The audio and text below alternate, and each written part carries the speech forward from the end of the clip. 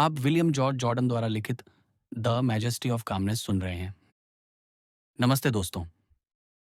आज मैं आपको एक ऐसी छोटी सी लेकिन बहुत ताकतवर किताब के बारे में बताने जा रहा हूँ जिसका नाम शांति की महिमा या अंग्रेजी में द मैजेस्टी ऑफ कामनेस है। ये किताब 1900 में अमेरिका के एक बहुत प्रसिद्ध लेखक और संपादक विलियम जॉर्ज जॉर्डन ने लिखी थी। ये किताब सिर्फ 50 से 60 पेज की है, पर पढ़ने के बाद ऐसा लगता है जैसे किसी ने आपके अंदर एक गहरी शांति का स्विच ऑन कर दिया हो। कल्पना कीजिए, आज की जिंदगी में हर तरफ भाग-दौड़ है। फोन की नोटिफिकेशन, ऑफिस का दबाव, घर की जिम्मेदारियां, ट्रैफिक, सोशल मीडिया, सब कुछ हमें चिड़चिड़ा और बेचैन बनाता रहता है। ऐसे में अगर कोई कहे कि सच्ची ताकत गुस्से में नहीं, शांति में छुपी है, तो पहले तो अजीब लगता है। पर यही बात इस किताब का पूरा सार है। विलियम जॉर्ज जॉर्डन कहते हैं, शांति कोई कमजोरी नहीं है। शांति एक राजसी गुण है। यह राजाओं का गुण है। जिस तरह बादशाह अपने गुस्से पर काबू रखकर पूरा राज्य चलाता है, उसी तरह जो इंसान अपने मन पर काबू रख लेता है, वह अपनी जिंदगी का असली बादशाह बन जाता है। किताब में बहुत सरल भाषा में कुछ खास बातें बताई गई हैं। शांत रहने से हमारी सोच साफ होती है और साफ सोच से सही फैसले होते हैं। जब हम गुस्सा करते हैं तो हम अपनी ताकत दूसरों को दे देते हैं। शांत रहकर हम अपनी ताकत अपने पास रखते हैं।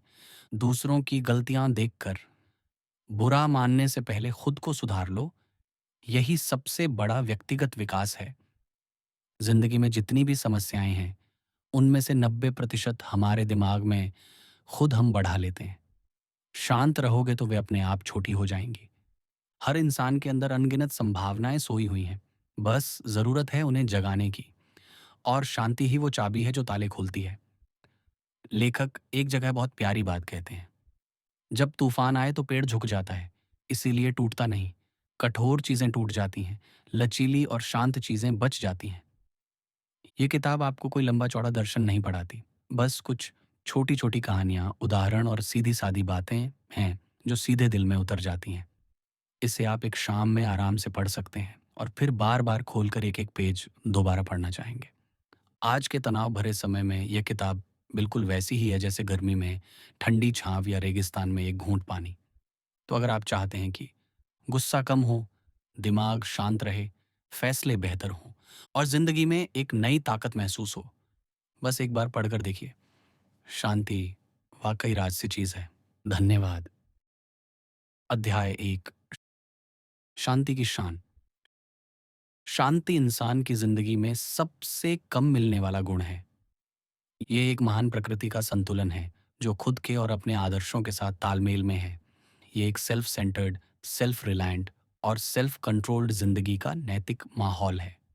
शांति एक मकसद, पूरा भरोसा और सचेत शक्ति है जो किसी भी मुश्किल का सामना करने के लिए तुरंत फोकस करने को तैयार रहती है। स्फिंक्स असली तरह की शांति नहीं है। पत्थर बन जाना शांति नहीं है। यह मौत है, सभी एनर्जी का चुप हो जाना। जबकि कोई भी अपनी जिंदगी शांत रहने वाले आदमी से ज्यादा पूरी तरह, ज्यादा तेजी से और ज्यादा सचेत होकर नहीं जीता। फेटलिस्ट शांत नहीं होता, वह अपने माहौल का कायर गुलाम होता है जो अपनी आज की हालत के आगे हार मान लेता है। अपने भविष्य के प्रति बेपरवाह होता है। वह अपनी जिंदगी को एक बिना पतवार के जहाज की तरह मान लेता है जो समय के समंदर में बह रहा है। उसके पास न कोई कंपास है, न कोई चार्ट, न ही कोई जाना पहचाना पोर्ट जहां वह जा रहा है। उसकी खुद को कुदरत से कम समझने की आदत उसके लगातार सरेंडर करने में दिखती है। ये शांति नहीं है। जो आदमी शांत रहता है, उसकी जिंदगी का रास्ता उसके चार्ट पर साफ साफ लिखा होता है। उसका हाथ हमेशा पतवार पर होता है। तूफान, कोहरा, रात, तूफान, खतरा, छिपी हुई चट्टानें, वह हमेशा इनके लिए तैयार रहता है। वह इस एहसास से शांत और स्थिर हो जाता है कि अपनी यात्रा के इन मुश्किलों में उसे एक साफ दिमाग और ठंडे दिमाग की ज़रूरत है। कि उसे हर दिन अपने पास मौजूद रोशनी के हिसाब से सबसे अच्छा करने के अलावा कुछ नहीं करना है। कि वह एक पल के लिए भी न तो हिचकिचाएगा और न ही लड़खड़ाएगा। कि भले ही उसे कुछ समय के लिए अपना रास्ता बदलना पड़े, वह कभी नहीं बहेगा। वह सही रास्ते पर वापस आ जाएगा। वह हमेशा अपने बंदरगाह की ओर बढ़ता रहेगा। वह कब पहुंचेगा, कैसे पहुंचेगा, इससे उसे कोई फर्क नहीं पड़ता। वह शांति से रहता है, ये जानते हुए कि उसने अपना बेस्ट किया है। अगर उसका बेस्ट ख़त्म होता हुआ या ख़ारिज होता हुआ लगता है, तब भी उसे शांति से अपना सिर झुकाना चाहिए। किसी भी इंसान को अपने जीवन का भविष्य आखिरी बात जानने की इजाज़त नहीं है। भगवान इंसान को हमेशा सिर्फ़ नई शुरुआत, नई समझदारी और नए दिन देता है, ताकि वह अपने सबसे अच्छे ज्ञान का इस्तेमाल कर सके। शांति हमेशा अंदर से आती है। ये हमारे स्वभाव की गहराई की शांति और सुकून है। तूफ़ान और हवा का गुस्सा सिर्फ़ समुद्र की सतह को हिलाता है। वे सिर्फ़ 2 या 300 फीट अंदर जा सकते हैं। उसके नीचे शांत, बिना हिले-डुले गहरा पानी है। जीवन के बड़े संकटों के लिए तैयार रहने के लिए हमें अपनी रोज़मर्रा की ज़िंदगी में शांति सीखनी होगी। शांति सेल्फ कंट्रोल का ताज है। जब दिन भर की चिंताएँ और परेशानियाँ आपको परेशान करें और आपको थका देने लगें और आप रगड़ से चिढ़ने लगें, तो शांत रहें, रुकें, एक पल आराम करें और शांति और सुकून को खुद को साबित करने दें। अगर आप इन परेशान करने वाले बाहरी असर को खुद पर हावी होने देते हैं, तो आप उन्हें खुद पर हावी होने देकर उनके सामने अपनी कमज़ोरी कबूल कर रहे हैं। परेशान करने वाले एलिमेंट्स को हर एक को अलग-अलग स्टडी करें, अपने नेचर की सारी विल पावर उन पर लगाएँ और आप पाएँगे कि वे एक-एक करके सूरज के सामने भाप की तरह पिघल कर गायब हो जाएँगे। शांति की वह चमक जो तब आपके मन में फैल जाएगी, नई ताकत के आने की झुनझुनी, आपके लिए उस सबसे बड़ी शांति के मिलने की शुरुआत हो सकती है, जो आपके लिए मुमकिन है। फिर अपनी ज़िंदगी के किसी बड़े समय में जब आप किसी भयानक मुश्किल का सामना करेंगे, जब आपके एम्बिशन और ज़िंदगी के काम का स्ट्रक्चर एक पल में टूट जाएगा, तो आप बहादुर होंगे। फिर आप शांति से अपने हाथ जोड़ सकते हैं।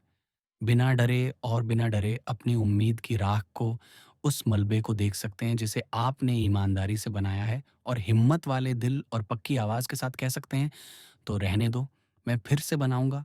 जब बुराई और बदनामी की ज़बान, कमज़ोरी का ज़ुल्म आपको बस एक पल के लिए बदला लेने के लिए उकसाए, जब एक पल के लिए आप खुद को इतना भूल जाएँ कि बदला लेने की भूख हो, तो शांत रहें। जब भूरे बगुले का पीछा उसका दुश्मन चील करता है, तो वह भागने के लिए नहीं भागता। वह शांत रहता है, एक मज़बूत स्टैंड लेता है और चुपचाप इंतज़ार करता है। दुश्मन का सामना बिना हिले-डुले करता है। जिस ज़बरदस्त ताकत से चील हमला करती है, उससे पक्षियों का घमंडी राजा अक्सर बगुले की शांत भाले जैसी चोंच में घुस जाता है और आर-पार हो जाता है। इंसान दूसरे के कैरेक्टर को ख़त्म करने के लिए जो तरीका अपनाता है, वह उसकी खुद की आत्महत्या बन जाता है। दुनिया में किसी भी इंसान ने कभी किसी दूसरे के साथ गलत करने की कोशिश नहीं की। बदले में उसे कोई नुकसान नहीं हुआ होगा। किसी न किसी तरह, कभी न कभी। कुदरत को लगता है कि हमला करने का एकमात्र हथियार बूमरैंग है। कुदरत अपने हिसाब-किताब बहुत अच्छे से रखती है। वह हर चीज़ नीचे रख देती है। वह आखिर में सारे अकाउंट बंद कर देती है। लेकिन वह हमेशा महीने के आखिर में उन्हें बैलेंस नहीं कर पाती। जो आदमी शांत रहता है, उसके लिए बदला लेना इतना मुश्किल होता है कि वह झुककर भी उस तक नहीं पहुँच सकता। जब उसे चोट लगती है, तो वह बदला नहीं लेता। वह शांति के शाही कपड़े पहन लेता है और चुपचाप अपने रास्ते पर चला जाता है। जब मौत का हाथ हमारे सबसे प्यारे इंसान को छूता है, हमारी एनर्जी को ख़त्म कर देता है और हमारी ज़िंदगी के सूरज को ढक देता है, तो सालों से जमा हुई शांति एक पल में हमारी पनाह, हमारी रिज़र्व ताकत बन जाती है। सभी लालचों में सबसे छोटा लालच बुरे लोगों की दिखने वाली कामयाबी है। बिना झिझक के यह देखने के लिए नैतिक हिम्मत चाहिए कि बेईमान लोगों को दुनियावी तरक्की मिल रही है। नेताओं को चालाकी और भ्रष्टाचार से नाम, ताकत और दौलत मिलते देखना, फटे कपड़ों में अच्छाई और मखमली कपड़ों में बुराई देखना, अज्ञान को ज़्यादा और ज्ञान को कम देखना। जो आदमी सच में शांत है, उसे ज़िंदगी की ये पहेलियाँ पसंद नहीं आती। वह अपनी ज़िंदगी जितना अच्छा जी सकता है, जी रहा है। वह इंसाफ की दिक्कतों की चिंता नहीं कर रहा, जिनका हल ओमनी साइंस पर छोड़ देना चाहिए। जब इंसान में शांति की भावना इतनी बढ़ जाती है कि वो उसका इतना हिस्सा बन जाती है कि उसकी मौजूदगी ही उसे फैला देती है, तो उसने ज़िंदगी में बहुत तरक्की कर ली है। शांति अपने आप नहीं मिल सकती। यह कई अच्छाइयों के मिलने से ही आनी चाहिए। दुनिया को और लोगों को जिस चीज़ की ज़रूरत है, वह है जीने का एक बेहतर स्टैंडर्ड, ज़िंदगी के ख़ास अधिकार और इज़्ज़त का एक बड़ा एहसास, अपनी पहचान की एक ऊँची और अच्छी सोच। जब किसी इंसान में शांति की यह बड़ी भावना भर जाती है, तो इंसान दुनिया के शोर, उलझन और लड़ाई झगड़े से दूर खुद में और ज़्यादा खो पाता है, जो उसके कानों तक सिर्फ हल्की, दूर की गड़गड़ाहट के रूप में या शहर की ज़िंदगी के शोर-शराबे के रूप में आते हैं, जिसे गुब्बारे में बैठा आदमी सिर्फ भिन-भिनाहट के रूप में सुन सकता है। जो आदमी शांत होता है, वह मतलबी होकर खुद को दुनिया से अलग नहीं करता, क्योंकि उसे इंसानियत की भलाई से जुड़ी हर चीज़ में गहरी दिलचस्पी होती है। उसकी शांति बस एक पवित्र जगह है जिसमें वह दुनिया से अलग होकर दुनिया में जीने की ताकत पा सकता है। उसे एहसास होता है कि अपनी पहचान की पूरी शान उसके सेल्फ कंट्रोल की सबसे बड़ी चीज़ है, शांति की शान। अध्याय 2। जल्दी अमेरिका का संकट। दुनिया में पहला उपदेश क्रिएशन के समय दिया गया था। यह जल्दी के खिलाफ एक दिव्य विरोध था। यह परफेक्ट कानून, perfect plan, perfect order, perfect तरीके का एक दिव्य सबक था।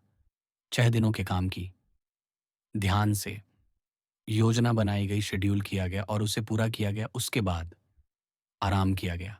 चाहे हम कहानी को सचमुच माने या कल्पना के तौर पर, एक के बाद एक दिनों या लाखों सालों के युगों के हिसाब से, इससे कोई फर्क नहीं पड़ता। अगर हम सबक सीख लें, प्रकृति बहुत गैर अमेरिकी है। प्रकृति कभी जल्दी नहीं करती उसके काम करने का। हर चरण प्लान, शांति, भरोसे और जल्दबाजी की कमी दिखाता है। जल्दी का हमेशा मतलब होता है पक्का तरीका ना होना, कंफ्यूजन, धीमी बढ़त की बेसब्री।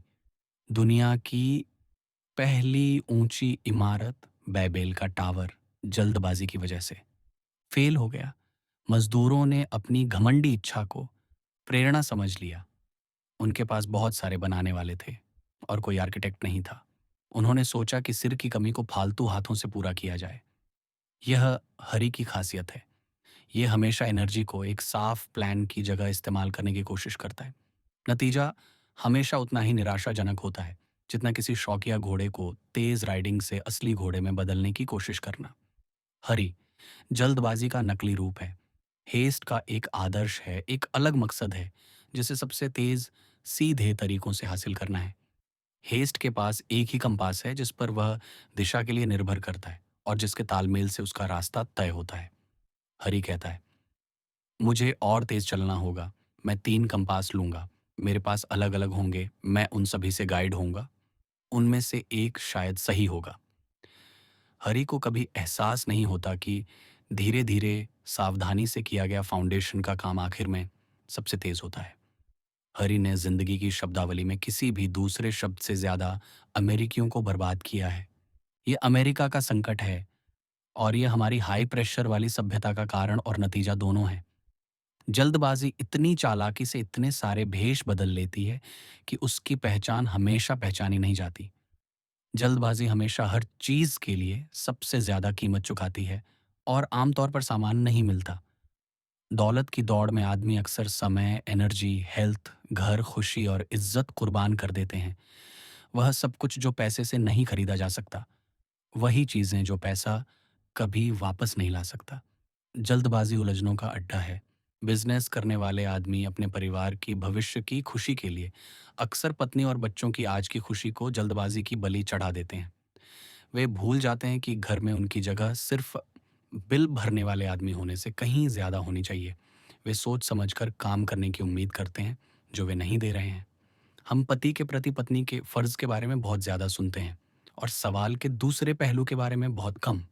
वे हमें बताते हैं पत्नी को अपने पति से मुस्कुराकर और किस करके मिलना चाहिए, होशियारी से उसके मूड पर नजर रखनी चाहिए और हमेशा प्यार और खुशी से रहना चाहिए।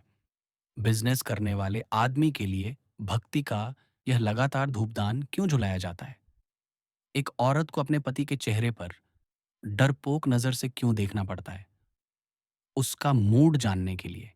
क्या उसका दिन भी देखभाल, जिम्मेदारी और चौकसी से भरा नहीं रहा है? क्या माँ का प्यार घर की उलझाने वाली समस्याओं और चिंताओं और बच्चों की ट्रेनिंग पर काम नहीं कर रहा है, जिन्हें पत्नी का प्यार उसे चुपके से सुलझाने के लिए मजबूर कर सकता है?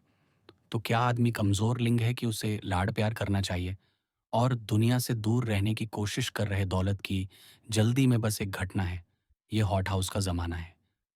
कुदरती विकास के तत्व को एक तरफ कर दिया गया है और हॉट हाउस और फोर्स पंप को उनकी जगह ले लिया गया है।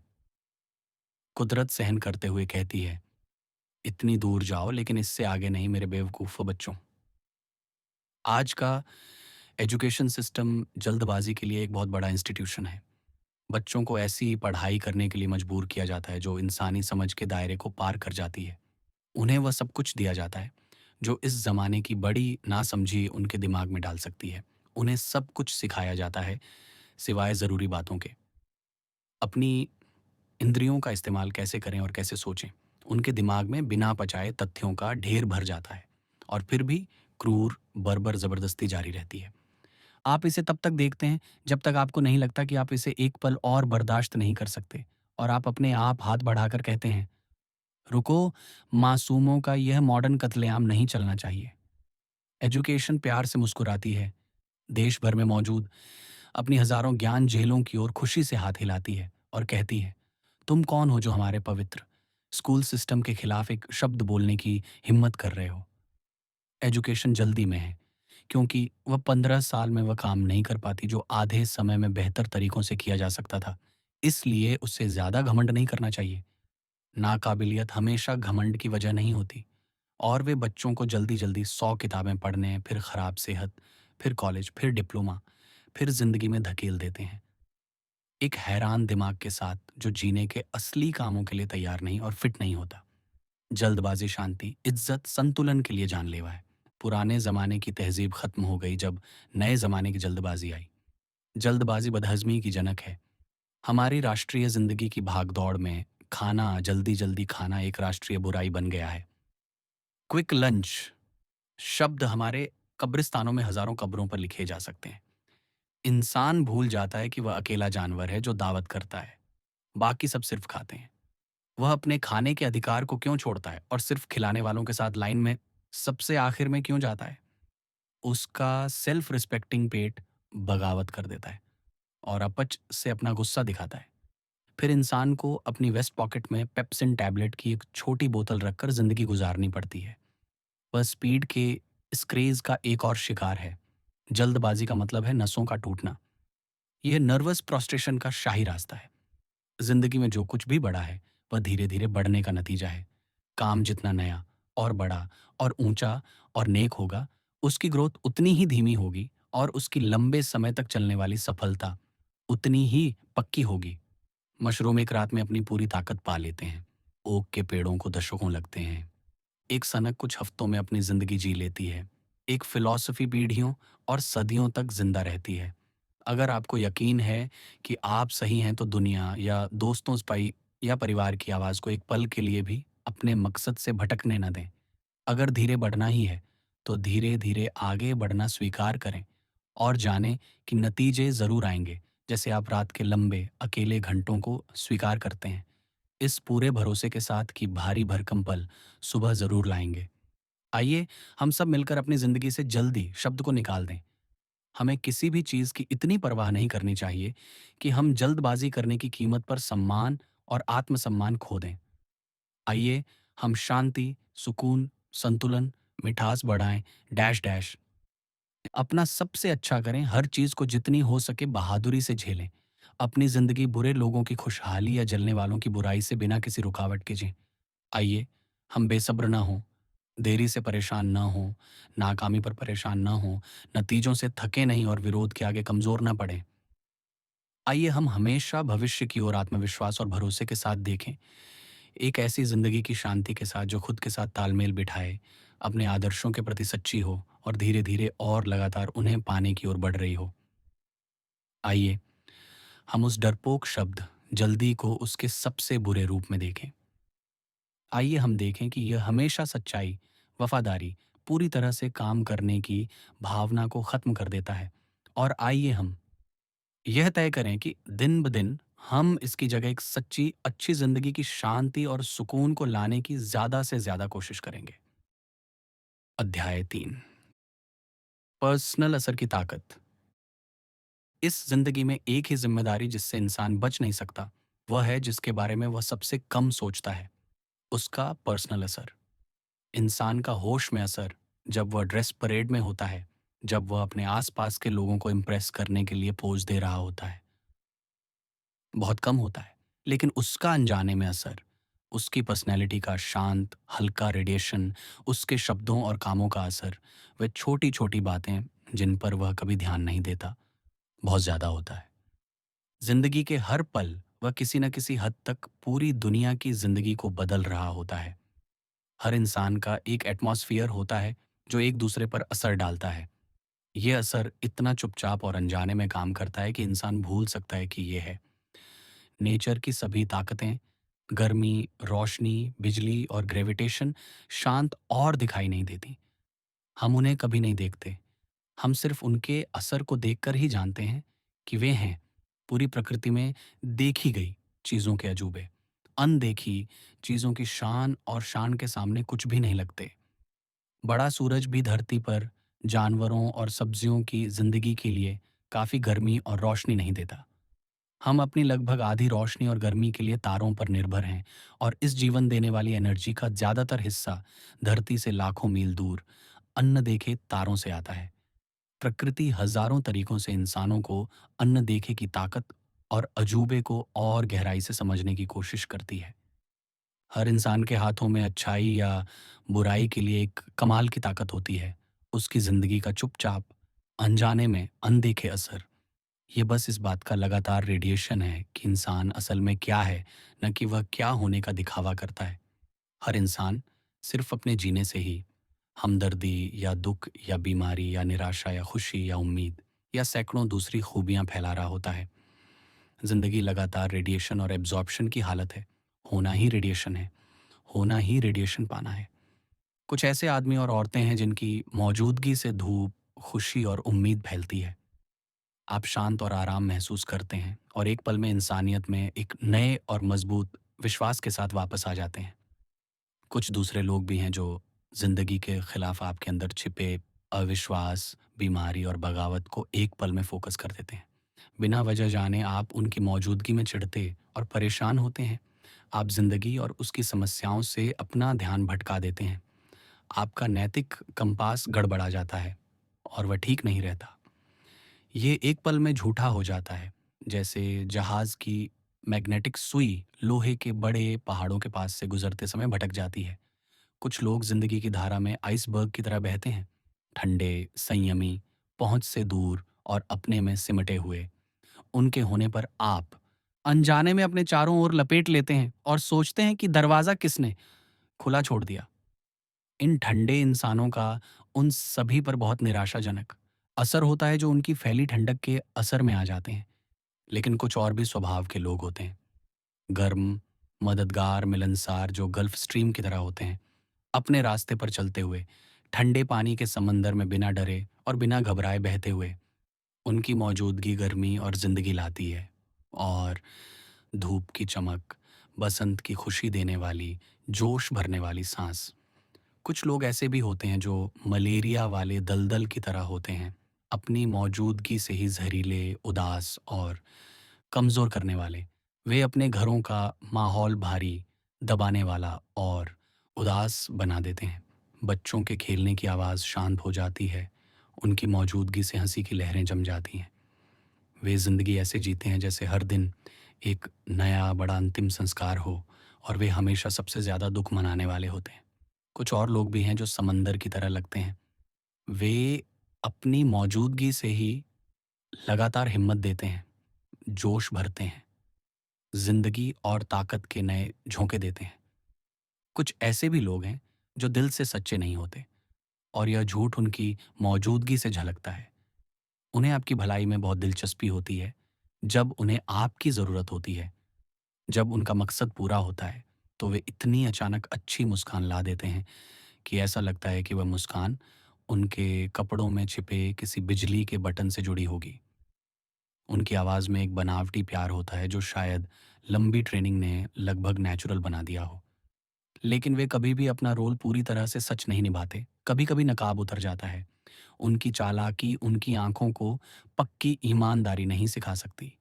वे कुछ लोगों को धोखा दे सकते हैं, लेकिन वे सभी को धोखा नहीं दे सकते।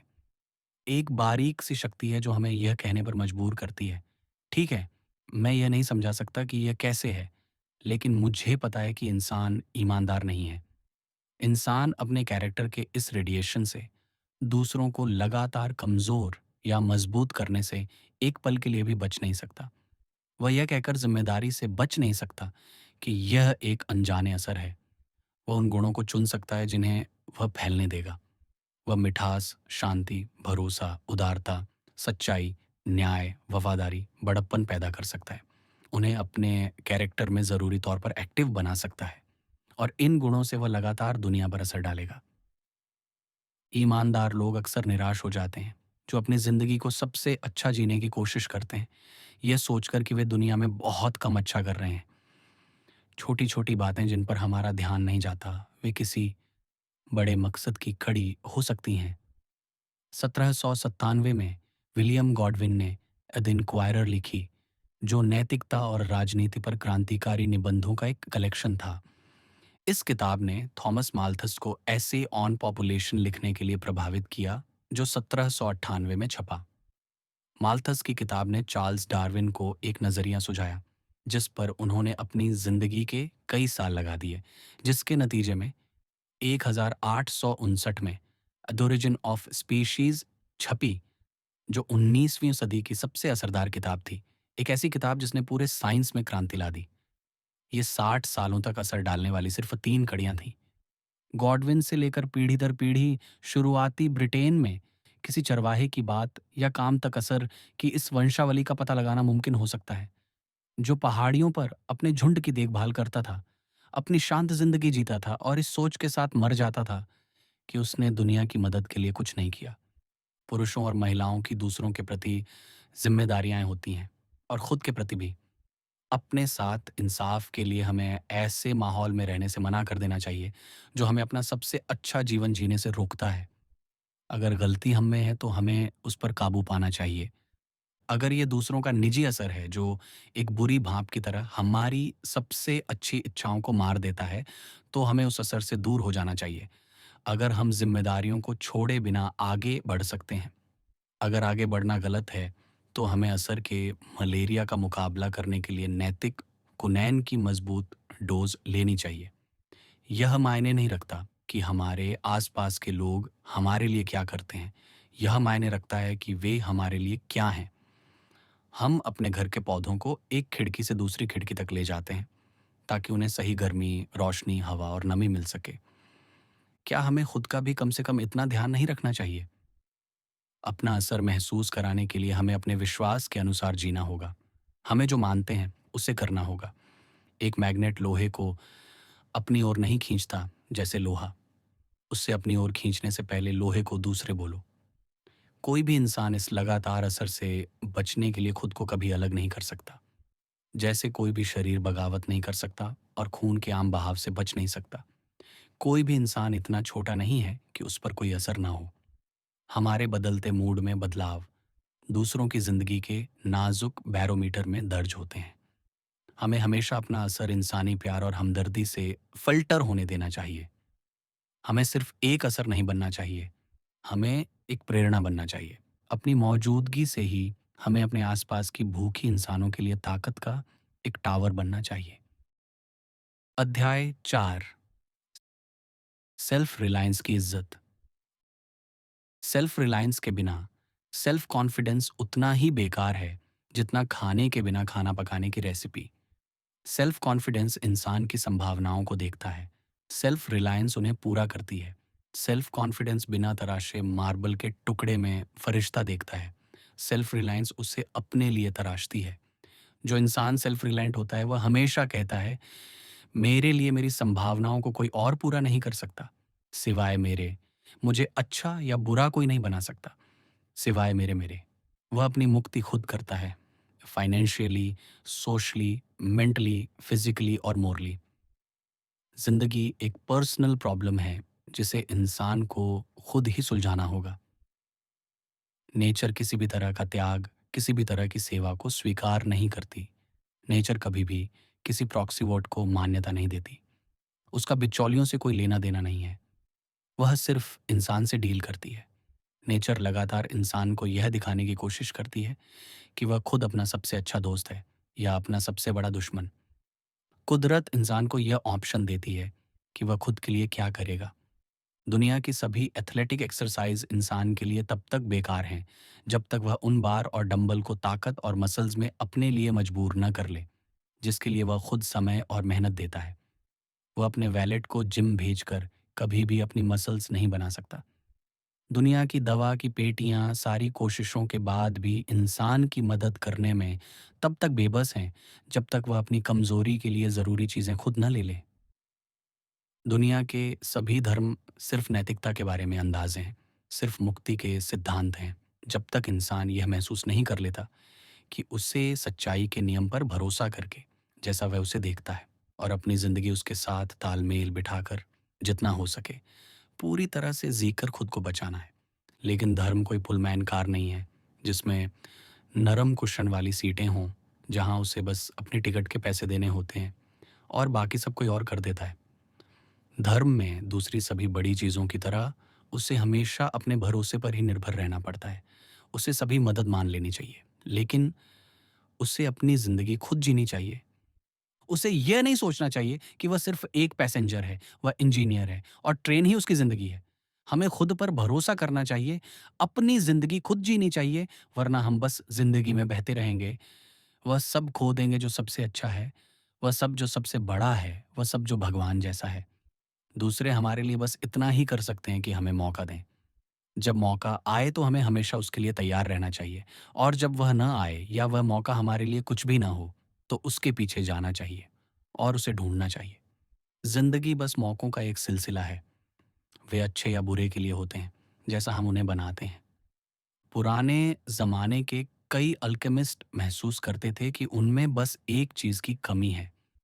अगर वे उसे पा लेते, तो उनका मानना था कि वे घटिया धातुओं को शुद्ध सोने में बदल सकते हैं। यह उनके स्वभाव में ऐसा ही है।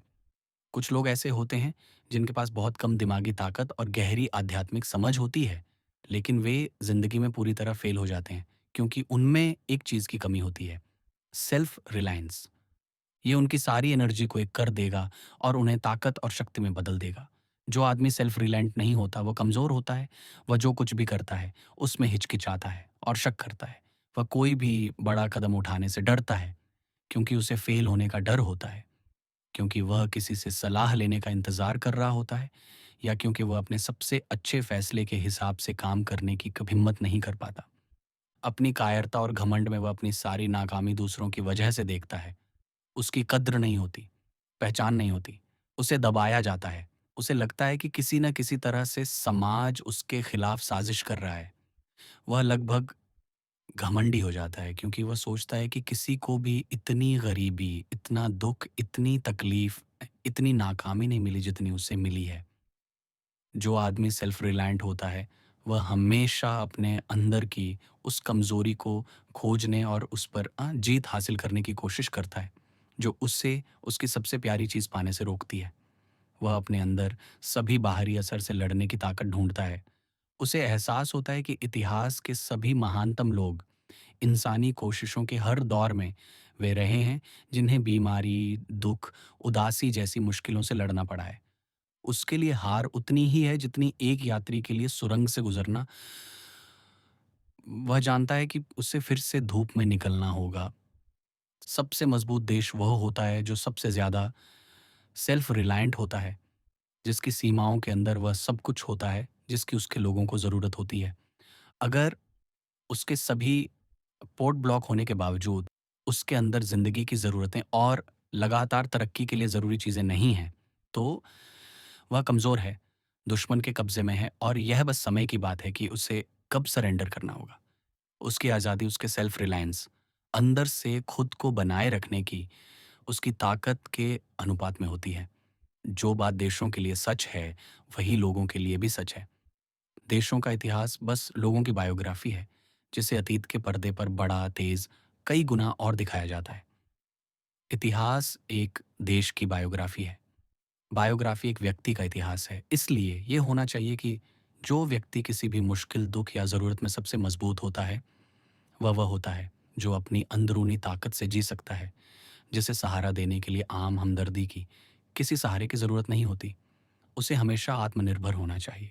पुराने रोम की दौलत और खुशहाली देश के असली काम करने के लिए अपने गुलामों पर निर्भर थी, जिससे देश का पतन हुआ। जिंदगी के हजारों काम करने के लिए युद्ध के कैदियों पर लगातार निर्भर रहने से देश और इंसान में आत्मनिर्भरता खत्म हो गई। फिर कमजोर आत्मनिर्भरता और उसके साथ आए बेकार ऐशो आराम के बढ़ते मौकों की वजह से रोम, जो लड़ाकों का देश था, बन गया औरतों से ज्यादा औरतों जैसे आदमियों का देश। जब हम उन कामों के लिए दूसरों पर निर्भर होते हैं जो हमें अपने लिए करने चाहिए, तो हमारी आत्मनिर्भरता कमज़ोर होती जाती है और हमारी ताकतें और उन पर हमारा कंट्रोल लगातार कम होता जाता है। इंसान को महान बनने के लिए आत्मनिर्भर होना चाहिए। भले ही वह सभी चीज़ों में ऐसा न हो, लेकिन उसे उस चीज़ में आत्मनिर्भर होना चाहिए जिसमें वह महान बनना चाहता है। यह आत्मनिर्भरता घमंड की आत्मनिर्भरता नहीं है। ये अकेले खड़े होने की हिम्मत है। ओक का पेड़ बनो, बेल नहीं। सपोर्ट देने के लिए तैयार रहें, लेकिन उसकी चाहत न रखें। उस पर डिपेंडेंट न रहें।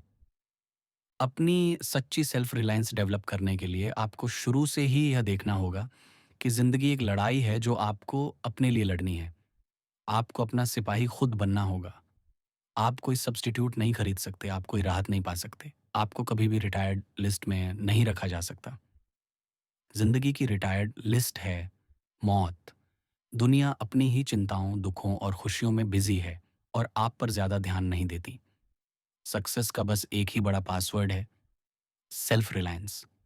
अगर आप बात करना सीखना चाहते हैं, तो खुद को ऐसी पोजीशन में रखें जहां आपको बोलना ही पड़े। अगर आप अपनी बीमारी पर जीत पाना चाहते हैं, तो अपने आसपास के होशियार लोगों के साथ घुले मिले, चाहे यह कितना भी मुश्किल क्यों ना हो। अगर आप वह पावर चाहते हैं जो किसी और के पास है, तो उसकी ताकत से जलें नहीं और यह सोचकर अपनी एनर्जी बर्बाद न करें कि उसकी ताकत आपकी होती। जिस प्रोसेस से यह उसका बना, उसे अपनाओ, अपनी आत्मनिर्भरता पर निर्भर रहो, उसकी कीमत चुकाओ और उतनी ही ताकत तुम्हारी हो सकती है। इंसान को खुद को एक इन्वेस्टमेंट समझना चाहिए, जिसमें अगर सही तरीके से डेवलप किया जाए, तो अनगिनत संभावनाएं हैं। एक ऐसी खदान जिसके रिसोर्स को तब तक नहीं जाना जा सकता जब तक उसमें जाकर और जो छिपा है उसे बाहर ना निकाला जाए। इंसान लगातार खुद से आगे निकलने की कोशिश करके अपनी आत्मनिर्भरता बढ़ा सकता है। हम दूसरों से आगे निकलने की बहुत ज़्यादा कोशिश करते हैं। अगर हम हमेशा खुद से आगे निकलने की कोशिश करते हैं, तो हम तरक्की की एक जैसी लाइन पर आगे बढ़ रहे हैं, जो हमारे सभी हिस्सों में ग्रोथ को एक तालमेल देती है। डैनियल मोरेल, जो एक समय कैम्ब्रिया रेल वर्क्स के प्रेसिडेंट थे, जिसमें 7,000 लोग काम करते थे और जिसने दुनिया भर में मशहूर रेल बनाई थी, उनसे इस काम की बड़ी सफलता का राज पूछा गया। उन्होंने कहा, हमारा कोई राज्य नहीं है, लेकिन ये है, हम हमेशा अपनी आखिरी रेल से आगे निकलने की कोशिश करते हैं। कंपटीशन अच्छा है, लेकिन इसका एक खतरा भी है। असलियत के बजाय सिर्फ दिखावे के लिए अपनी असली कीमत को कुर्बान करने की आदत होती है। लेकिन असली मुकाबला इंसान का खुद से मुकाबला है। उसका आज अपने अतीत से बेहतर बनने की कोशिश करता है। इसका मतलब है अंदर से असली तरक्की। सेल्फ रिलायंस इसे बढ़ाता है और यह सेल्फ रिलायंस को बढ़ाता है। इंसान को अपनी तरक्की और संभावनाओं के बारे में ऐसा महसूस करने दें और वह लगभग अपनी जिंदगी अपनी मर्जी से बना सकता है। उसे दूर के खतरों और दुखों से कभी निराश नहीं होना चाहिए। वे बनियन के पत्थर के शेरों की तरह नुकसान न पहुंचाने वाले हो सकते हैं जब वह उनके पास होता है।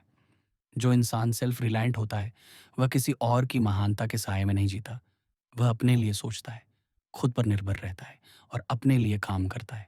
इस तरह खुद पर वापस लौटने का मतलब ये नहीं है कि वह उस स्टिमुलस, रोशनी और नई जिंदगी से आंखें बंद कर ले, जो हाथ के गर्म दबाव, प्यार भरे शब्दों और सच्ची दोस्ती की सच्ची बातों से आती है। लेकिन सच्ची दोस्ती बहुत कम मिलती है।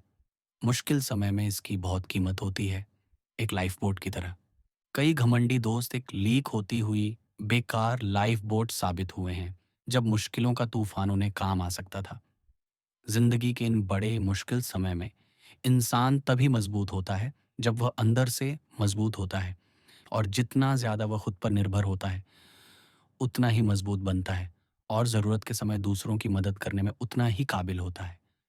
उसकी जिंदगी ही दूसरों के लिए लगातार मदद और ताकत बनेगी, क्योंकि वह उनके लिए आत्मनिर्भरता की इज्जत का जीता जागता सबक बन जाता है। अध्याय 5, सफलता के रूप में असफलता। अक्सर बेकार कोशिशों का सामना करने, जिंदगी के काम के टूटे हुए हिस्सों को संभालने, भविष्य की ओर हिम्मत से देखने और बिना डरे अपने रास्ते पर आगे बढ़ने के लिए बहुत हिम्मत की ज़रूरत होती है। लेकिन जो हमारी नज़र में निराशाजनक असफलता लग सकती है, वह अक्सर एक बड़ी सफलता की शुरुआत होती है। इसके मलबे में किसी बड़े मकसद की नींव हो सकती है या नई और बेहतर संभावनाओं का पता चल सकता है। कुछ साल पहले कनाडा से न्यूयॉर्क एक नए तरीके से लकड़ियां भेजने का प्रस्ताव रखा गया था। मिस्टर जोगिन्स का शानदार प्लान था कि बड़े लकड़ियों को केबल और लोहे के गर्डर से एक साथ बांधा जाए और माल को एक बेड़ा बनाकर खींचा जाए। जब नया जहाज न्यूयॉर्क के पास पहुंचा और सफलता पक्की लगने लगी, तो एक भयानक तूफान आया। तूफान के जोर में लोहे की पट्टियां बर्फ की तरह टूट गईं और गुस्से में पानी ने लकड़ियों को दूर दूर तक बिखेर दिया। वॉशिंगटन में हाइड्रोग्राफिक डिपार्टमेंट के चीफ ने एक्सपेरिमेंट के फेल होने के बारे में सुना और तुरंत दुनिया भर के शिप मास्टर्स को मैसेज भेजा। उनसे कहा कि वे इन लॉग्स पर ध्यान से नज़र रखें जिनके बारे में उन्होंने बताया था, और हर लॉग की लैटीट्यूड और लॉन्गिट्यूड में सही लोकेशन और ऑब्जर्वेशन का समय नोट करें। धरती के पानी पर सफर कर रहे सैकड़ों कैप्टन्स ने Atlantic Ocean, Mediterranean, South Seas में लॉग्स को नोट किया, क्योंकि ये हिम्मत वाले लोग हर पानी में सफर करते थे। हफ्तों और महीनों के टाइम को कवर करते हुए सैकड़ों रिपोर्ट्स बनाई गईं। फिर इन ऑब्जर्वेशंस को ध्यान से इकट्ठा किया गया, सिस्टमैटिक और टेबल में डाला गया, और समुद्री धाराओं के रास्ते के बारे में ऐसी खोजें की गईं जो वरना नामुमकिन होती। जॉगिन्स राफ्ट का खो जाना कोई असली फेलियर नहीं था, क्योंकि इससे मॉडर्न मरीन जियोग्राफी और नेविगेशन में एक बड़ी खोज हुई।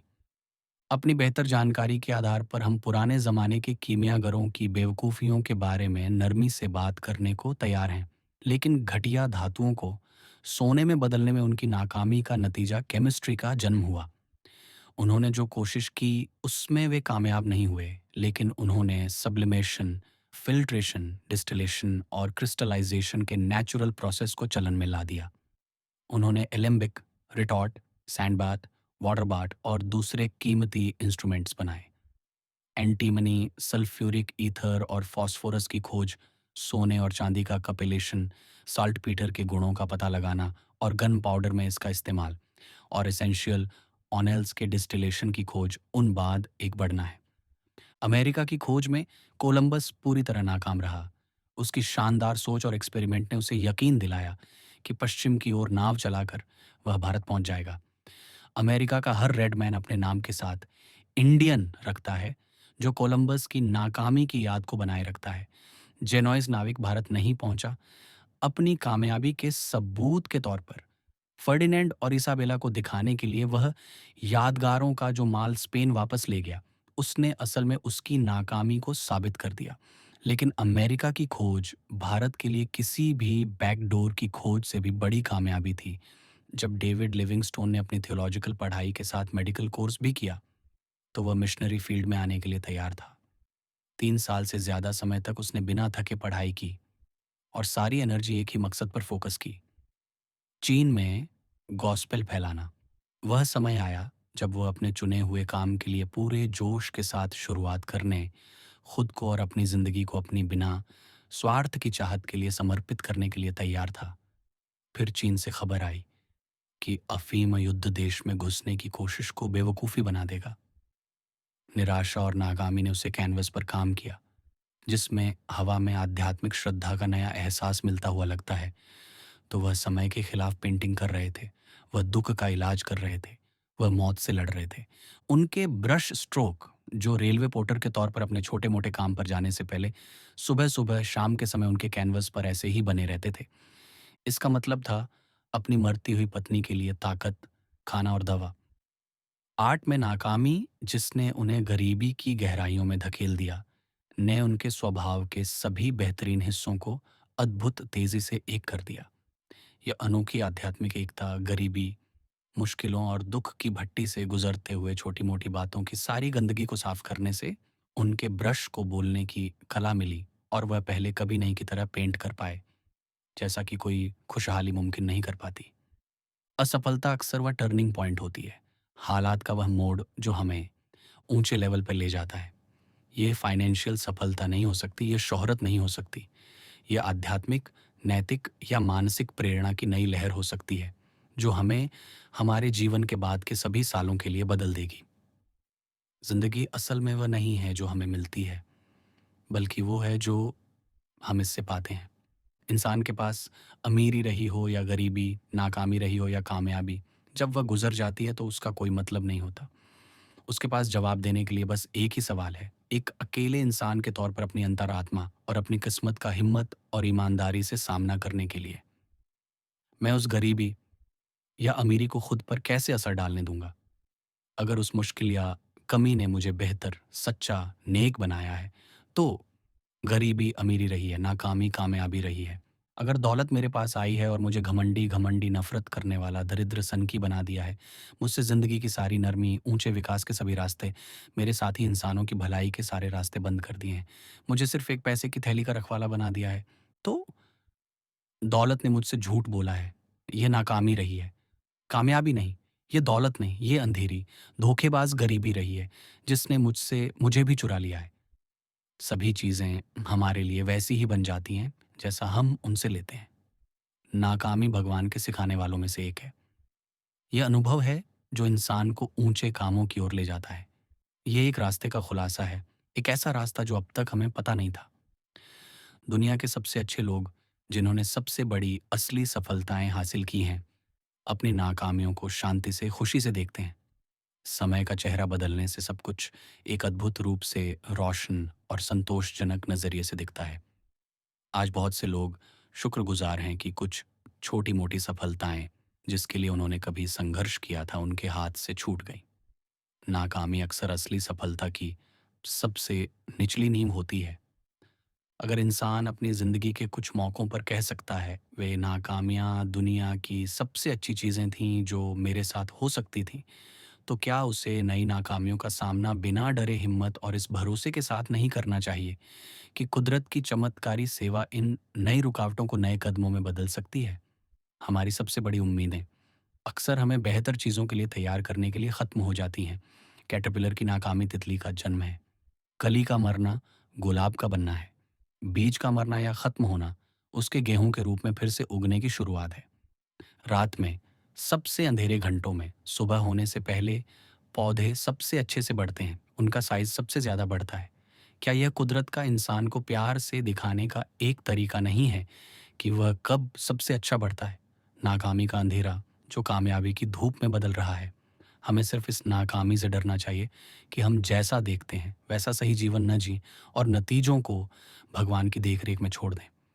अगर हम अपनी ज़िंदगी के किसी सबसे ख़ास पल, किसी बड़ी कामयाबी, किसी ऐसे इंसान के बारे में सोचें जो हमें बहुत प्यारा हो और फिर सोचें कि हम उस पल, उस कामयाबी, उस दोस्त तक कैसे पहुँचे, तो हमें जो पता चलेगा, उससे हम हैरान और मज़बूत होंगे। जैसे-जैसे हम हर एक को पीछे स्टेप बाय स्टेप हालात की वंशावली के ज़रिए देखते हैं, हम देखेंगे कि हमारी खुशी और कामयाबी का रास्ता दुःख और नाकामयाबी से कितना लॉजिकल रहा है और जो चीज़ आज हमें सबसे ज़्यादा खुशी देती है, वह उससे जुड़ी हुई है जो कभी हमें दुःख देती थी। हमारी सबसे बड़ी खुशहाली और तरक्की की कई नदियों का सोर्स और उनकी रिसती हुई धाराएँ हमारी नाकामयाबी की अंधेरी, उदास जगहों में ही बड़ी हैं। कोई भी ईमानदार और सच्चा काम जो लगातार और सच्चे मकसद के साथ किया जाए, कभी सच में नाकाम नहीं होता। अगर कभी यह बेकार की कोशिश लगे, तो यह हमें कैसे चलना है, इसका एक नया सबक सिखाएगा। हमारी नाकामयाबियों का राज हमें मुमकिन कामयाबियों की प्रेरणा देगा। जो इंसान सबसे ऊंचे मकसद के साथ जीता है, जितना हो सके उतना अच्छा, उनके साथ लगातार तालमेल बिठाकर वह कामयाब है। चाहे नाकामयाबी के कितने भी आंकड़े क्रिटिक्स और कमेंटेटर्स की छोटी और आधी अधूरी दुनिया उसके दरवाजे पर क्यों ना रख दे। ऊंचे आदर्श, अच्छी कोशिशें नाकामियों को छोटी-मोटी बातें बना देंगी। उनसे हमें निराश होने की ज़रूरत नहीं है। उन्हें नई ताकत का ज़रिया साबित होना चाहिए। पथरीला रास्ता फिसलन भरे रास्ते से ज़्यादा सुरक्षित साबित हो सकता है। पक्षी हवा के साथ सबसे अच्छी तरह नहीं उड़ सकते जब हवा के खिलाफ। जहाज़ शांति में आगे नहीं बढ़ सकते जब पाल बिना तनाव वाले मस्तूलों पर बेकार में फड़फड़ाते हैं। प्रकृति की कीमिया पैरासेल्सियन की कीमिया से बेहतर, लगातार नाकामी के घटिया धातुओं को बाद में बड़ी सफलता के शुद्ध सोने में बदल देती है। अगर काम करने वाले का मन सच्चा, स्थिर और सेवा में बिना थके रखा जाए और उसमें वह ज़बरदस्त हिम्मत है जो किस्मत को उसके सबसे बुरे हालात तक चुनौती देती है, जबकि वह अपना सबसे अच्छा करता है। अध्याय 6। हर समय अपना बेस्ट करना। ज़िंदगी इंसान के लिए एक बहुत ही मुश्किल प्रॉब्लम है, जब तक कि किसी दिन रोशनी के एक पल में उसे यह बड़ा एहसास नहीं हो जाता कि वह इसे आसान बना सकता है। कभी भी पूरी तरह आसान नहीं, लेकिन हमेशा और भी आसान। सही और गलत के हज़ारों राज हैं, जिन्होंने सदियों के समझदार लोगों को हैरान किया है। इंसानियत के बड़े बुनियादी सवालों में ऐसी गहराई है, जिसे फ़िलॉसफ़ी की किसी भी गहराई ने कभी नहीं समझा। सच के लिए सच्ची भूख की बेतहाशा चीखें हैं जो कब्र के पार की खामोशी को चीरना चाहती हैं, लेकिन उन तक हमेशा गूंजती हैं। बस उनकी बिना जवाब वाली चीखों का दोहराव। हम सभी के मन में कभी-कभी निराशा का एक बड़ा सवाल आता है, जो हमारी सोच को धुंधला कर देता है और हमारी कोशिशों को रोक देता है। अगर सच में कोई भगवान है, अगर हमेशा रहने वाला न्याय सच में दुनिया पर राज करता है, हम कहते हैं, तो जिंदगी ऐसी क्यों होनी चाहिए? कुछ लोग भूखे क्यों मरते हैं जबकि दूसरे दावत करते हैं? अच्छाई अक्सर अंधेरे में क्यों दब जाती है जबकि बुराई धूप में जीत जाती है? नाकामी अक्सर ईमानदार कोशिशों के पीछे क्यों पड़ती है जबकि धोखे और बेइज्जती से मिली सफलता का दुनिया तारीफ करती है? ऐसा कैसे होता है कि एक परिवार का प्यारा पिता मौत के मुंह में चला जाता है जबकि दूसरे की बेकार की जिम्मेदारी बच जाती है? दुनिया में इतना फालतू दर्द, दुख और तकलीफें क्यों हैं? सच में ऐसा क्यों होना चाहिए? न तो फिलॉसफी और न ही धर्म कोई ऐसा आखिरी संतोषजनक जवाब दे सकता है जो लॉजिकल साबित करने, पक्का सबूत देने लायक हो। सबसे अच्छे एक्सप्लेनेशन के बाद भी कुछ न कुछ अनसुलझा रह ही जाता है। तब हमें विश्वास की हमेशा रहने वाली बाहों में वापस आना चाहिए और इतना समझदार होना चाहिए कि कह सकें, मैं जिंदगी की इन समस्याओं से परेशान नहीं होऊंगा, मैं उन्हें मुझे शक में नहीं डालने दूंगा और मेरी जिंदगी को धुंधलापन और अनिश्चितता से नहीं भरूंगा। जब इंसान अनंत से उसके सभी रहस्यों का पूरा हल मांगता है, तो वह खुद को बहुत बड़ा मान लेता है। मैं अपनी ज़िंदगी एक आसान, बुनियादी सच की मज़बूत चट्टान पर रखूँगा। इस शानदार रचना का, जिसमें लाखों अद्भुत चीज़ें हैं और जो हमेशा रहने वाले नियम के साथ तालमेल बिठाकर चलती रहती हैं। एक बनाने वाला होना चाहिए। वह बनाने वाला सब कुछ जानने वाला और सबसे ताकतवर होना चाहिए। लेकिन वह बनाने वाला खुद, इंसाफ में, किसी भी जीव से उससे ज़्यादा की माँग नहीं कर सकता, जो वह इंसान दे सकता है। मैं हर दिन, हर पल अपने पास मौजूद रोशनी से जितना अच्छा कर सकता हूँ करूँगा। मैं हमेशा और ज़्यादा रोशनी, सच की और ज़्यादा पक्की रोशनी ढूँढूँगा और हमेशा जितना अच्छा हो सके, सच के साथ तालमेल बिठाकर जीऊँगा, जैसा मैं उसे देखता हूँ। अगर नाकामी आती है तो मैं उसका बहादुरी से सामना करूँगा। अगर मेरा रास्ता तब मुश्किलों, दुख और तकलीफ़ों के साये में हो, तो भी मुझे उस इंसान जैसी सुकून और शांत ताकत मिलेगी, जिसने अपना सबसे अच्छा किया है, जो बिना किसी पछतावे के बीते हुए कल को देख सकता है और जिसमें नतीजों का सामना करने की बहादुरी भरी हिम्मत है, चाहे वे कुछ भी हों, ये जानते हुए कि वह उन्हें अलग नहीं कर सकता। इस जीवन योजना, इस नींव पर इंसान धर्म या दर्शन का कोई भी ऊपरी ढांचा खड़ा कर सकता है, जिसे वह ईमानदारी से खड़ा कर सकता है। उसे अपने जीने के सामान में हर उस ताकत और प्रेरणा, नैतिक, मानसिक या आध्यात्मिक चीज को जोड़ना चाहिए, जिसे वह हासिल कर सकता है। ये सीधा-सादा काम करने वाला विश्वास किसी भी पंथ के खिलाफ नहीं है, किसी का विकल्प नहीं है। ये तो बस एक मुख्य विश्वास है, एक किला है, एक शरण है, जहाँ इंसान ज़िंदगी की लड़ाई मुश्किल होने पर ताकत के लिए आराम कर सकता है। ज़िंदगी की एक सिर्फ़ थ्योरी, जो सिर्फ़ एक थ्योरी ही रहती है, इंसान के लिए उतनी ही काम की है जितनी समुद्र के बीच में नाव पर भूखे नाविक के लिए सुनहरा मेन्यू। यह परेशान करने वाला है लेकिन जोश दिलाने वाला नहीं। ऊंचे जीवन का कोई भी नियम इंसान की जरा भी मदद नहीं करेगा जब तक वह उसे अपने लिए अपना न ले, जब तक वह उसे अपनी रोजमर्रा की जिंदगी में प्रैक्टिकल न बना ले, जब तक उसके मन में थ्योरी का वह बीज सोच, बात और काम के हजार फूलों में न खिल जाए। अगर कोई इंसान ईमानदारी से हर समय अपना सबसे अच्छा जीवन जीने की कोशिश करे, तो वह पक्का इरादा उसकी ज़िंदगी के हर पल में मन से जो काम कर रहा है, उसे इज़्ज़त देनी चाहिए। उसे अपनी थोड़ी-सी ताकत या एनर्जी या काबिलियत या मौके को ज़िंदा करना चाहिए, ताकि जब ऊँचे मौके मिलें, तो वह उनके बराबर होने के लिए खुद को तैयार कर सके। ये इंसान को कभी भी उस कमज़ोर संतोष की ओर नहीं ले जाएगा, जो उसके हिस्से में जो भी आए, उसी से खुश हो जाए। बल्कि यह उसके मन को उस दिव्य संतोष से भर देगा, जो खुशी-खुशी सबसे अच्छे को स्वीकार कर लेता है, बस कुछ बेहतर के बदले एक टेम्पररी विकल्प के तौर पर। जो आदमी हमेशा अपना बेस्ट करने की कोशिश करता है, वह आदमी होता है जो तेज़, एक्टिव, पूरी तरह जागा हुआ और अग्रेसिव होता है। वह छोटी-छोटी बातों में भी हमेशा खुद पर नज़र रखता है। उसका स्टैंडर्ड ये नहीं होता कि दुनिया क्या कहेगी, बल्कि ये होता है कि क्या यह मेरे लायक है? एडविन बूथ अमेरिकन स्टेज के सबसे महान एक्टर्स में से एक, कभी भी खुद को खराब रवैया अपनाने की इजाज़त नहीं देते थे। यहाँ तक कि अपनी प्राइवेसी के घंटों में भी। इस छोटी सी चीज़ में वह हमेशा अपना बेस्ट देते थे। स्टेज पर हर मूव अनजाने में ग्रेस वाला होता था। उनके ग्रुप के जो लोग अपने मूवमेंट्स के प्रति सचेत थे, वे अजीब लोग थे, जो पब्लिक में अपनी प्राइवेट ज़िंदगी के इशारों और हरकतों की लापरवाही को ठीक करने या छिपाने की कोशिश कर रहे थे।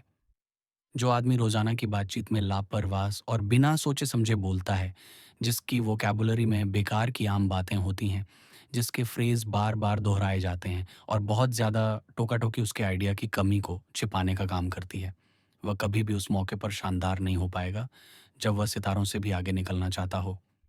अपनी सबसे अच्छी ज़िंदगी जीना तुरंत इस्तेमाल के लिए लगातार तैयारी करना है। ये किसी को कभी भी बहुत ज़्यादा सटीक, खुद को लेकर सजग, दिखावा करने वाला या घमंडी नहीं बना सकता। एजुकेशन अपने सबसे बड़े मतलब में मन या शरीर को अनजाने में काम करने के लिए जानबूझकर ट्रेनिंग देना है। यह सिर्फ जान की बाकी सब लकी हैं, और वह जो भी कोशिश करता है, वह फेल हो जाता है। उसे उस कभी ना थकने वाली एनर्जी, लगातार ध्यान, बहादुरी वाली हिम्मत, उस ज़बरदस्त धैर्य का एहसास नहीं होता, जो कुछ लोगों की सफलता का राज है। उनकी किस्मत यह थी कि उन्होंने मौका आने पर खुद को उसके बराबर तैयार कर लिया था, और उसे पहचानने और उसका फ़ायदा उठाने के लिए जागते थे। उसका अपना मौका आया और बिना ध्यान दिए चला गया। यह उसे उसके सपनों से नहीं जगा सका कि कोई अनकही दौलत उसकी झोली में आ गिरेगी।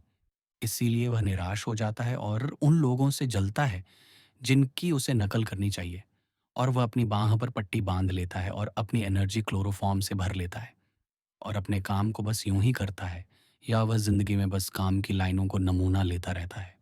ईमानदार, वफादार, संघर्ष करने वाले को हमेशा यह एहसास होना चाहिए कि नाकामी एक सच्चे इंसान की जिंदगी का बस एक एपिसोड है, पूरी कहानी कभी नहीं। मिलना कभी आसान नहीं होता, और कोई भी फिलॉसफी इसे आसान नहीं बना सकती, लेकिन हालात की शिकायत करने के बजाय उन्हें काबू में करने की पक्की हिम्मत उसे अपने रास्ते पर आगे बढ़ने में मदद करेगी। ये उसे हमेशा उसके पास जो कुछ भी है, उसका सबसे अच्छा पाने में काबिल बनाएगी। वह कभी नहीं जानता कि नाकामियों की लंबी सीरीज़ किसी और की कामयाबी को मजबूती देती है। उसे इस बात का एहसास नहीं होता कि किसी अमीर आदमी ने, जो पॉलिटिकल नाराज़ लोगों और नेताओं का मासूम फुटबॉल है, दौलत और पद के लिए बहादुरी से कितनी कीमत चुकाई है। जो आदमी हर चीज़ पर निराशावादी शक करता है, जो अपने भविष्य की पक्की गारंटी चाहता है, जो हमेशा डरता है कि उसके काम को पहचाना या सराहा नहीं जाएगा, या यह कि आखिरकार यह सच में बेकार है, वह कभी भी अपना सबसे अच्छा जीवन नहीं जी पाएगा। वह काम न करने के बहाने बनाकर, काम करने के लिए मजबूत वजहों के बजाय असली तरक्की की अपनी क्षमता को कम कर रहा है। इंसान की बनावट में सबसे कमज़ोर करने वाली चीज़ों में से एक है आने वाली उम्र के आगे हार मान लेना। उम्र के डर से इंसान का आत्मविश्वास कम हो जाता है और मर जाता है। वह ऊंचे विकास की ओर ले जाने वाले किसी सुझाव के बारे में कहता है, यह नया विचार अच्छा है, हमें इसी की ज़रूरत है। मुझे खुशी है कि मेरे बच्चों के लिए यह है। जब मैं स्कूल में था, तो मुझे ऐसी मदद मिलती तो मुझे खुशी होती, लेकिन मेरे लिए अब बहुत देर हो चुकी है। मैं उम्र में बड़ा हो गया हूँ।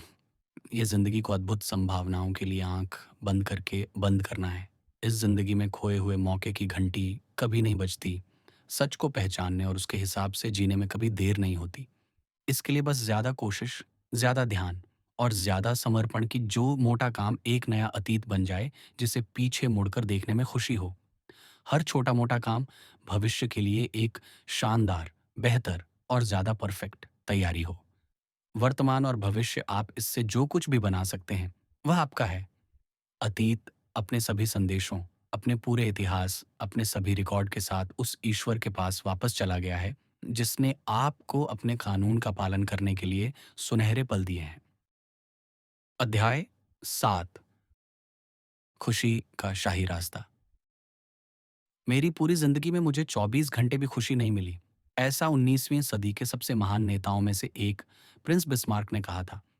83 साल की दौलत, शोहरत, इज्जत, ताकत, असर, खुशहाली और जीत, वो साल जब उनकी उंगलियों में एक राज था। लेकिन खुशी का एक दिन भी नहीं। खुशी कुदरत की सबसे बड़ी उलझन है। यह किसी भी मिट्टी में उग सकती है, किसी भी हालात में रह सकती है। यह माहौल को चुनौती देती है। यह अंदर से आती है। यह अंदर की जिंदगी की गहराइयों का खुलासा है। जैसे रोशनी और गर्मी उस सूरज का ऐलान करती है जिससे वे निकलते हैं। खुशी पाने में नहीं बल्कि होने में है। पाने में नहीं बल्कि मज़ा लेने में है। ये खुद के साथ शांति से रहने वाले दिल की गर्म चमक है। दाम पर लगे एक शहीद को ऐसी खुशी मिल सकती है जिससे सिंहासन पर बैठा राजा भी जल सकता है। इंसान अपनी खुशी खुद बनाता है। ये ऊंचे आदर्शों के साथ तालमेल बिठाकर जी गई जिंदगी की खुशबू है। इंसान के पास जो कुछ है उसके लिए वह दूसरों पर निर्भर हो सकता है। वह जो है वह सिर्फ उसी पर निर्भर करता है। वह जिंदगी में जो कुछ भी पाता है वह सिर्फ हासिल करना है। वह जो हासिल करता है वह बढ़ना है। खुशी न दिखने वाली चीज़ों को पाने में आत्मा की खुशी है। जिंदगी में पूरी, परफेक्ट, लगातार खुशी इंसान के लिए नामुमकिन है। इसका मतलब होगा हासिल की गई चीज़ों की पूरी होना, एक पूरी तरह से पूरी हुई किस्मत की निजी चेतना। खुशी अजीब है क्योंकि यह मुश्किलों, दुख और गरीबी के साथ हो सकती है। यह दिल की खुशी है जो सभी हालातों से ऊपर उठती है। खुशी के कई अंडरस्टडीज हैं। संतुष्टि, सैटिस्फैक्शन और खुशी चालाक नकल करने वाले जो इसके दिखने की नकल करते हैं, न कि इसके तरीके की नकल करते हैं। संतुष्टि हमारी इच्छाओं और हमारी चीज़ों के बीच एक तालमेल है। ये हमेशा अधूरा रहता है। ये हिस्से को शुक्रगुजारी से स्वीकार करना है।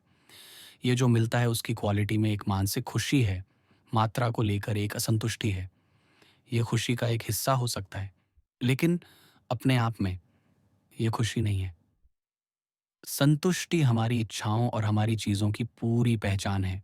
यह तभी तक मौजूद रहती है जब तक यह पूरी एकता और एकता बनी रह सकती है। लेकिन हर हासिल किया गया आदर्श नए आदर्शों को जन्म देता है। आगे बढ़ाया गया हर कदम अनछुई चीज़ों के बड़े दायरे दिखाता है। हर खाना नई भूख जगाता है। तब इच्छाएं और चीज़ें एक जैसी नहीं रहती, बराबर नहीं रहती। नई चाहत नई एक्टिविटीज़ को जन्म देती है। संतुलन खत्म हो जाता है और असंतुष्टि फिर से आ जाती है। इंसान के पास दुनिया की हर चीज़ हो सकती है और फिर भी वह खुश नहीं हो सकता, क्योंकि खुशी आत्मा की संतुष्टि है, मन या शरीर की नहीं। असंतुष्टि अपने सबसे ऊंचे अर्थ में हर तरक्की की खास बात है, नई उम्मीदों का सबूत है, नई संभावनाओं के धीरे धीरे सामने आने की गारंटी है। संतुष्ट होना एक बहुत ज़्यादा बड़ा चढ़ाकर बताया गया गुण है। ये एक तरह की हल्की निराशा है। ये वह एहसास है जिससे हम असलियत के लिए कोशिश किए बिना दूसरे तरीकों को अपनाते रहते हैं। संतोष एक ट्रेंड इंसान को सिर का निगलने और अपने होंठों को ऐसे चाटने पर मजबूर करता है जैसे वह वाइन हो। संतोष किसी को पुरानी खुशी की आग पर अपने हाथ गर्म करने में मदद करता है जो सिर्फ यादों में होती है। संतोष एक मेंटल और मोरल क्लोरोफॉर्म है जो इंसान की जिंदगी और तरक्की के ऊंचे लेवल तक पहुंचने की एक्टिविटी को खत्म कर देता है। इंसान को कभी भी अपनी सबसे अच्छी कोशिशों से मिलने वाली चीज़ों से कम में खुश नहीं होना चाहिए। संतोष इंसान के लिए दुनिया को ज़्यादा आरामदायक बनाता है, लेकिन यह तरक्की की मौत की घंटी है। इंसान को तरक्की के हर कदम से सिर्फ एक पड़ाव मानकर खुश रहना चाहिए। उसे एक मंजिल मानकर खुश नहीं होना चाहिए। उसे एक कदम मानकर खुश नहीं होना चाहिए। उसे आखिरी चीज़ मानकर खुश नहीं होना चाहिए। ऐसे समय आते हैं जब इंसान को उसी से खुश होना चाहिए जो उसके पास है, लेकिन कभी उससे नहीं जो वह है।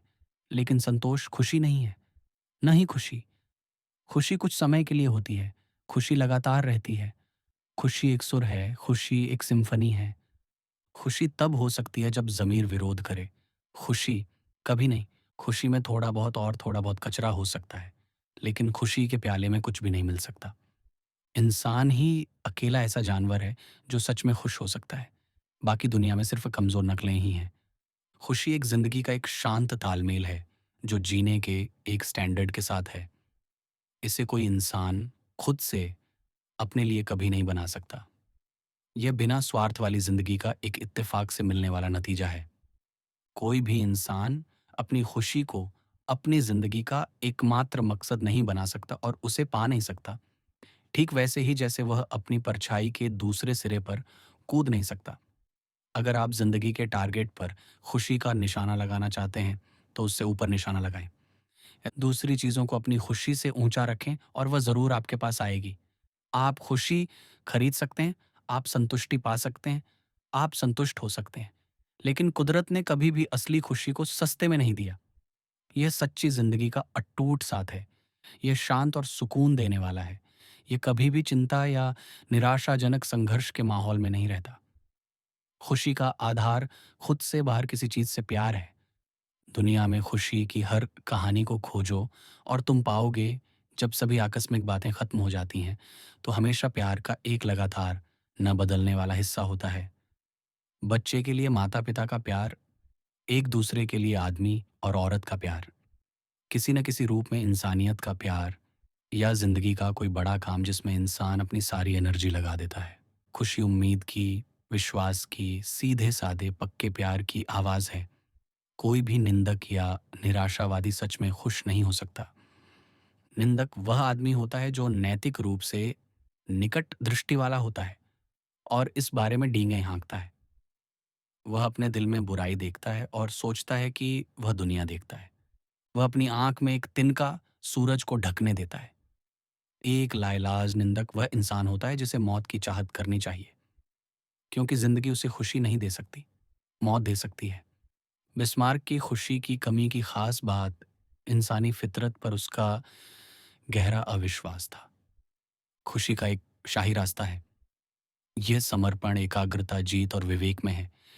समर्पण का मतलब है अपनी ज़िंदगी को दूसरों की सेवा में, किसी महान मिशन के लिए, किसी निस्वार्थ आदर्श को पाने के लिए समर्पित करना। ज़िंदगी जीने की चीज़ नहीं है, यह जीने की चीज़ है। यह एक खास अधिकार है, धरती पर इतने दशकों की सज़ा नहीं। समर्पण ज़िंदगी के मकसद को सिर्फ पैसा कमाने से ऊपर एक आखिरी चीज़ मानता है।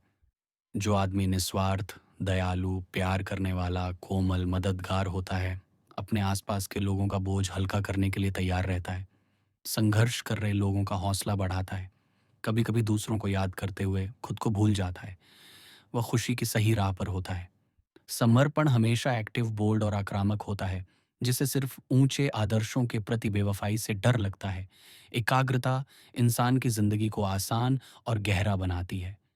ये मॉडर्न जिंदगी के दिखावों को खत्म कर देता है और जिंदगी को उसकी सबसे सच्ची जरूरतों तक सीमित कर देता है। चिंता, डर, बेकार का पछतावा, ये सभी बड़ी बर्बादी जो मेंटल, मोरल या फिजिकल एनर्जी को कम करती है, उन्हें छोड़ देना चाहिए। वरना इंसान बेवजह जीने की आधी संभावनाओं को खत्म कर देता है। जिंदगी में एक बड़ा मकसद, कुछ ऐसा जो हर दिन की सोच के धागों और धागों को जोड़ता है। कुछ ऐसा जो जिंदगी की छोटी-मोटी मुश्किलों, दुखों, तकलीफों और गलतियों से होने वाली चुभन को दूर करता है। कंसंट्रेशन के लिए बहुत मददगार होता है। लड़ाई में सैनिक अपने जख्मों को भूल सकते हैं या उनके बारे में अनजान भी हो सकते हैं, उस चीज़ के लिए लड़ने की प्रेरणा में जिसे वे सही मानते हैं। कंसंट्रेशन एक मामूली ज़िंदगी को इज्जत देता है। यह एक महान ज़िंदगी को शानदार बनाता है। मोरल्स में यह सादगी का एक शॉर्टकट है। ये पॉलिसी या इनाम के बारे में सोचे बिना सही के लिए सही की ओर ले जाता है। यह इंसान को शांति और आराम देता है। एक ऐसी शांति जो खुशी की धूप की तरह है। जीत का मतलब है बुरी आदत पर काबू पाना, विरोध और हमले से ऊपर उठना, जिंदगी के दकियानुसी भौतिक पहलू के हमले का विरोध करने से मिलने वाली आध्यात्मिक खुशी। कभी कभी जब आप संघर्ष से थक जाते हैं और कमजोर हो जाते हैं, जब ऐसा लगता है कि न्याय एक सपना है ईमानदारी, वफ़ादारी और सच्चाई का कोई मतलब नहीं है कि शैतान ही एकमात्र अच्छा पेमेंट देने वाला है। जब उम्मीद धुंधली हो जाती है और टिमटिमाने लगती है, तो वह समय होता है जब आपको इस महान विश्वास के साथ आगे बढ़ना चाहिए कि सही की ही जीत होनी चाहिए। तब आपको शक और निराशा के इन शैतानों का गला घोंटना चाहिए। आपको अपने आस-पास की दुनिया पर काबू पाने के लिए खुद पर काबू पाना चाहिए। यही जीत है, यही मायने रखता है। एक लट्ठा भी धारा के साथ बह सकता है। एक आदमी को उस विरोधी लहर के खिलाफ मजबूती से लड़ना होता है, जो उसके काम को उसके रास्ते से हटा दे। जब जलन, छोटी-मोटी साजिशें, मतलबीपन और ज़िंदगी की गलतफ़हमियाँ आप पर हावी हों, तो उनसे ऊपर उठें। एक लाइट हाउस की तरह बनो जो उस तूफ़ान की गुर्राती, लहराती लहरों को रोशन और सुंदर बनाता है, जो उसे डराती है, जो उसे कमज़ोर करने और उसे बहा ले जाने की कोशिश करती है। यही जीत है। जब इज्जत या उसूलों की कुर्बानी देकर नाम, पैसा, कामयाबी या अपने दिल की चाहत पाने का मौका तुम्हारे पास आता है और वह तुम्हें इतनी देर तक असर नहीं करता कि वह लालच भी लगे, तो तुम जीत गए हो। वह भी जीत है। और जीत खुशी के शाही रास्ते का हिस्सा है। ज़मीर हर काम का मेंटर, गाइड और दिशा बताने वाला हमेशा खुशी की ओर ले जाता है। जब कोई इंसान अपनी ज़मीर के साथ अकेला रह सकता है और बिना किसी ज़ोर ज़बरदस्ती या दिखावटी लॉजिक का इस्तेमाल किए उसकी मंजूरी ले सकता है, तब उसे पता चलने लगता है कि असली खुशी क्या है।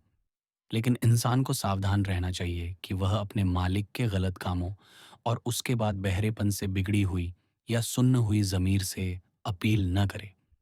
जो आदमी ईमानदारी से अपनी ज़िंदगी समर्पण, ध्यान और जीत के साथ जीना चाहता है, जो रोज़ाना जितना हो सके अपनी रोशनी में जीना चाहता है, वह साफ तौर पर अपनी अंतरात्मा पर भरोसा कर सकता है। वह दुनिया क्या कहती है सुनने के लिए अपने कान बंद कर सकता है और अपनी अंतरात्मा की मंजूरी में दुनिया की सबसे ऊंची आवाज़ पा सकता है। उस अनंत की आवाज़ जो इंसान से बात कर रही है। दुःख पाने की भूख है, खुशी देने की भूख है। सच्ची खुशी में हमेशा दुःख का एहसास होना चाहिए, दर्द का एहसास जो सालों के बीतने से कम हो जाता है, नुकसान की सज़ा जो समय के अद्भुत रहस्य में हमारे दुःख को दूसरों के लिए प्यार और हमदर्दी में बदल देती है। अगर कोई इंसान एक दिन भी खुशी देने, ज़िंदगी को ज़्यादा खुशहाल, रोशन और मीठा बनाने के लिए निकले, अपने लिए नहीं बल्कि दूसरों के लिए, तो उसे खुशी का एक अद्भुत एहसास होगा कि असल में खुशी क्या है। दुनिया के सबसे महान हीरो भी अपनी बहादुरी के कामों की एक सीरीज से उतना अच्छा नहीं कर सकते जितना कोई भी इंसान अपनी पूरी जिंदगी हर दिन दूसरों को खुश करने की कोशिश में बिताता है। हर दिन नया इरादा, नई ताकत और नया जोश होना चाहिए। सिर्फ आज के लिए पूरे देश में हजारों सोसाइटियों का रोज का मोटो हो सकता है, जो लगातार दयालुता के आसान कामों, लगातार मिठास और प्यार के कामों से दुनिया को बेहतर बनाने के लिए एक साथ जुड़े हुए सदस्यों से बनी है। और खुशी उनके पास अपने सबसे अच्छे और सबसे ऊंचे रूप में आएगी, इसीलिए नहीं कि वे उसे सोखना चाहेंगे, बल्कि इसलिए कि वे उसे फैलाना चाहेंगे,